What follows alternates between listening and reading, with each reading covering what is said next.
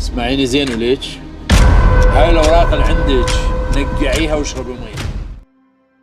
على ما يبدو أن الدراما العراقية ما تطورت هواية بالسنين الراحت، كانت ولحد الآن تدور حول نفس القصص المألوفة والرتيبة والمملة.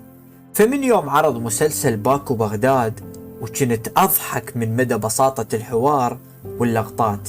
زين، شلون نريد ننافس الدراما اللي قريبة من عدنا، اللي تجسد مسلسلاتها بقصص رائعة ومذهلة ومليئة بالإثارة والتشويق؟ فالسؤال هنا، راح تقدر الدراما العراقية انه تتعلم شي من الدراما المصرية؟ او ليش المصرية حتى السورية لو راح تبقى الدراما العراقية متداولة؟ ماكو اي عذر لهاي البساطة والرتابة اللي نشوفها بالمسلسلات المملة. وما اريد اذكر اسماء مسلسلات، بس كمثال